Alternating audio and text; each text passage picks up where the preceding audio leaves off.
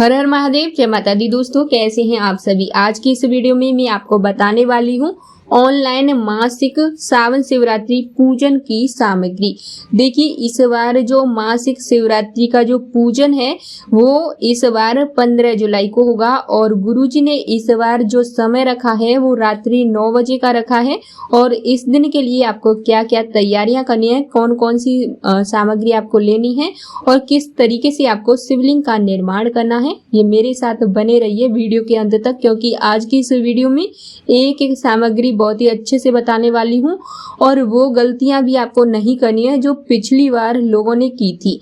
क्योंकि पिछली बार जब गुरुजी ने जब ऑनलाइन पूजा की थी उस समय लोगों ने जो भी गुरुजी ने सामग्री बताई थी वो सारी सामग्री तो लेकर रख ली थी, फिर भी वे कुछ सामग्री तो पूजा के दौरान प्रयोग कर पाए और कुछ सामग्री पूजा के दौरान प्रयोग नहीं कर पाए। तो आप लोग अगर पहली बार पूजा कर रहे हैं तो ऐसी गलती करने से बचें, और जिन लोगों ने पहले पूजा की है तो वे बहुत ही आसानी से इस बात को समझ पा रहे होंगे और इस बार वो गलती नहीं करेंगी।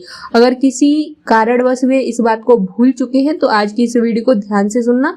और आपसे एक छोटी सी रिक्वेस्ट है कि इस वीडियो को जो भी शिव भक्त है उन तक शेयर अवश्य कर देना, ताकि उनको भी अच्छे से जो ऑनलाइन पूजा की विधि है वो पता चल जाए।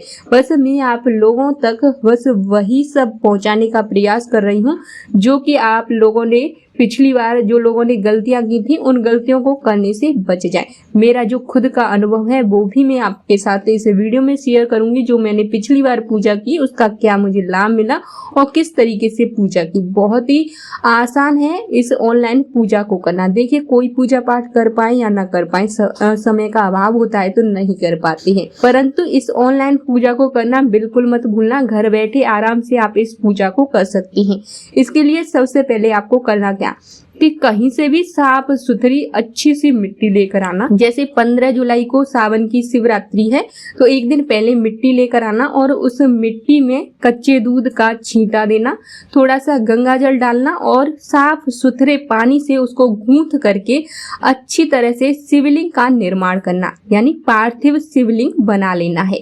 पार्थिव शिवलिंग बनाना कैसे है कि आप किसी अच्छी सी थाली को लें, या तो नई थाली लें या पुरानी लें, परंतु साफ सुथरी होनी चाहिए, और उसमें एक पत्ता बेलपत्री का आपको रखना है और उसी के ऊपर आपको शिवलिंग का निर्माण करना है। इसे अच्छे से सुखा ले, धूप दिखा करके अच्छे से सुखा ले, जो शिवलिंग है उसे अच्छे से सुखा ले। और फिर आपको क्या क्या सामग्री एक थाली में एकत्रित करके रखनी है। आप पहले ही बाजार से इन सामग्रियों को लेकर आ जाएं।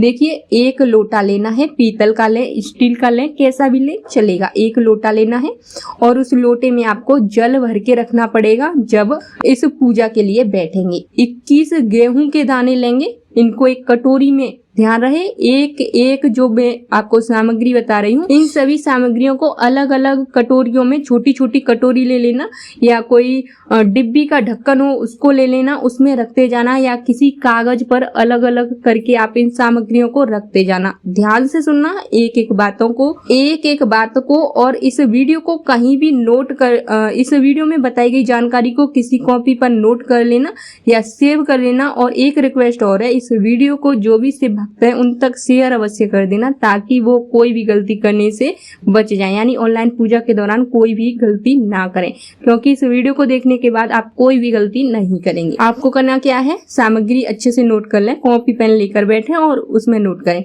एक लोटा जल लें, लोटा कैसा भी हो, स्टील का, तांबे का, कैसा भी हो चलेगा, कोई दिक्कत नहीं है। 21 गेहूं के दाने किसी कटोरी में रखें, 5 कमलगट्टे किसी कटोरी में अलग से रखें, 108 चावल के साबुत दाने जो कटे फटे नहीं होने चाहिए, टूटे चावल आपको नहीं लेने, खंडित चावल आपको नहीं लेने, 108 चावल के दाने गिनकर किसी कटोरी में रखें, 21 काली मिर्ची गिनकर किसी कटोरी में रखें और 1 चुटकी काले तिल किसी कटोरी में रख लें और 1 धतूरा लें। 7 बेलपत्री लें, बेलपत्री कहीं से टूटी फूटी नहीं होनी चाहिए, कटी फटी बेलपत्री नहीं लेनी है। 7 समी के पत्र लेने हैं, 7 गुलाब के फूल लेने हैं, गुलाब के फूल ना मिले तो सफेद पुष्प भी ले सकते हैं। लौंग और इलायची ले लेनी है, थोड़ी थोड़ी लौंग और इलायची लेनी है। और पंचामृत लेना है। पंचामृत में दूध, दही, शहद, घी, शक्कर, ये सारी सामग्री आपको लेनी है और अलग अलग बर्तन में आपको इनको रखना है। और एक बर्तन में सभी सामग्री, पांचों सामग्रियों को एक साथ मिला करके रखना है, ठीक है। और 3 गोल सुपारी लेनी है। 3 गोल सुपारी किस लिए कि 2 सुपारी का तो भगवान गणेश जी और गौरा जी बनाए जाएंगे और एक आप संकल्प के लिए, जो आप अपनी इच्छा बोलेंगे उसके लिए एक, यानी 3 गोल सुपारी रखनी है। 2 जोड़ी जनेऊ लेकर आना है, ध्यान रहे 2 जोड़ी जनेऊ लेकर आना है। 2 देसी घी के दीपक लेने हैं। एक दीपक बड़ा लेना, क्योंकि अखंड ज्योति जलेगी। जैसे ही पूजा प्रारंभ होगी उसी समय वो दीपक जला के रख दिया जाएगा और उसके बाद जब लास्ट में पूजा समाप्त होगी उस समय आरती के लिए इस दीपक को, दूसरा दीपक जलाया जाएगा।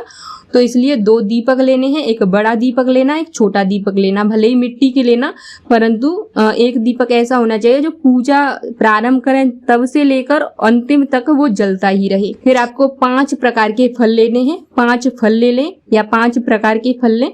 और जो नैवेद्य है वो मिठाई लें, प्रसाद में कुछ भी ले सकते हैं। फिर आपको एक इत्र की शीशी लेनी है, एक पीला चंदन की शीशी लेनी है। पीला चंदन मिले तो पीले चंदन की, नहीं तो चुटकी भर पीला चंदन ले लें।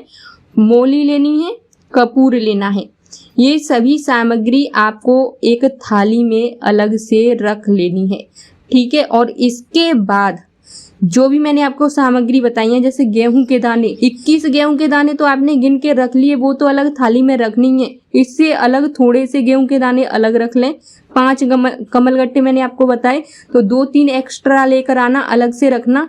चावल भी अलग से रखना, जो 108 चावल के दाने, जब गुरुजी बोले ना कि 108 चावल के दाने समर्पित करें, तभी आपको ये 108 चावल के दाने समर्पित करनी है। उससे पहले कई बार गुरुजी चावल का प्रयोग बताते हैं, तो वो वाला चावल का प्रयोग आपको अलग से चावल रखने हैं, उनमें से करना है। और फिर 21 काली मिर्च जो मैंने आपको बताई वो अलग आपको थाली में रखनी है। इनमें कोई छेड़खानी नहीं करनी है। जब गुरुजी बोले ना कि अब 21 काली मिर्च समर्पित करें, उसी समय आपको ये 21 काली मिर्च समर्पित करनी है। आपको काली मिर्च भी अलग से रखनी है और जो काले तिल है वो भी अलग से रखनी है। जो सामग्री मैंने बताई है वो तो अलग रखनी है एक थाली में, परंतु ये सभी सामग्रियों से हटके थोड़ा थोड़ा सभी सामग्री आपको अलग से एक्स्ट्रा अवश्य लेनी है। पूजा के दौरान कोई गलती नहीं करना, क्योंकि ये तो सारी सामग्री गुरुजी पूजा के दौरान बताएंगे। और कुछ सामग्री एक्स्ट्रा भी समर्पित की जाती है भोलेनाथ को, तो वो भी आपको रखनी है। बस इसी गलती से आपको बचना है, क्योंकि पिछली बार गुरुजी ने जो सामग्री बताई थी, लोगों ने वो सारी सामग्रियां ले ली थी। जैसे कि 108 चावल के दाने बताए थे, तो सभी लोगों ने 108 चावल के दाने ले लिए थे, परंतु कई बार जब पूजा के दौरान गुरुजी चावल के दानों का प्रयोग करते हैं, तो वो जो 108 गिने हुए चावल के दाने होते हैं उनका प्रयोग अलग होता है, परंतु एक्स्ट्रा लेकर ही चलना। जब बोलें कि 5 कमलगट्टे चढ़ाएं या 108 चावल के दाने चढ़ाएं, तभी आपको ऐसे ये सामग्री समर्पित करनी है। और जब आपकी पूजा समाप्त हो जाएगी, तो जो आपने शिवलिंग बनाया है उस शिवलिंग को या तो बेलपत्री वृक्ष के नीचे समर्पित कर देना, या फिर अपने घर में गमला है या फिर कोई पेड़ पौधा है तो वहां पर आपको ये शिवलिंग समर्पित कर देना है। कहीं बाहर नहीं फेंकना है, इस बात का विशेष ध्यान रखना। उम्मीद करती हूँ बहुत अच्छे से आप लोगों को ये जानकारी समझ आई होगी। बहुत आराम से बताया है, फिर भी कोई ऐसा आपको समझ में नहीं आया हो तो कमेंट करके पूछ लेना, पर गलती नहीं करनी है। जो भी अपडेट होगी वो मैं आगे नेक्स्ट वीडियो में आपको बताऊंगी।